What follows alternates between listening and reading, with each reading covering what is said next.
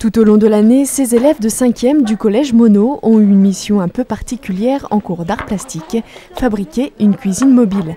Inscrit dans le cadre des rencontres scientifiques de la ville, ce projet a permis à ces collégiens de s'intéresser de plus près à leur alimentation. Il y a eu toute une méthodologie en amont où on est allé visiter une exploitation bio pour comprendre comment on cultive, aussi toute une enquête sur qu'est-ce que c'était Bron avant, donc des espaces agricoles qui au fur et à mesure s'urbanisent, etc. Encadrés par le collectif Pourquoi pas, les élèves ont travaillé sur un cahier des charges, les contraintes et les besoins techniques pour réaliser leur cuisine mobile. Du coup, l'année s'est séparée en deux phases. Une première phase plus d'observation, on a essayé de comprendre les enjeux liés à l'alimentation dans la ville. Et une deuxième partie de l'année qui a plus été de la conception d'un objet, d'une cantine mobile.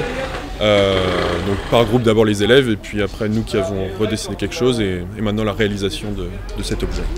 Et cette cuisine mobile, en plus d'être exposée aux rencontres scientifiques, servira ensuite au collège, un projet fédérateur et motivant pour ses élèves. Ça me plaît parce qu'on fait des trucs originaux et je découvre de nouvelles choses. Ça me plaît parce que en fait, après ça devient créatif, on peut construire plein de choses. Par exemple, la visite de l'exploitation de Monsieur Joly, donc Joly Légumes, les élèves étaient trop heureux d'aller à la campagne rencontrer ce maraîcher. Et cette année, le projet s'est étendu à d'autres classes. Mais une classe de 5e qui a travaillé sur de la vaisselle en céramique qui sera utilisée avec la cuisine mobile et une classe de 6e qui a bossé sur un jardin potager, donc qui a lancé un jardin potager dans le collège.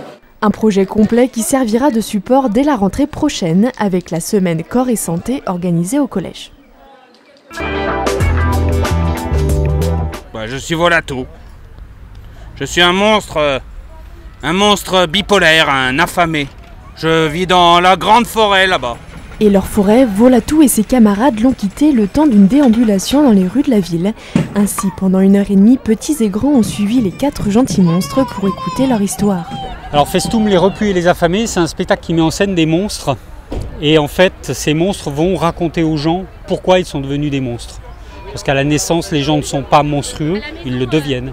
En plus de cette représentation, la compagnie Les Transformateurs a travaillé tout au long de l'année avec plusieurs écoles, théâtres et centres sociaux, afin de faire réfléchir les enfants sur ce qu'est la tolérance et le respect de l'autre.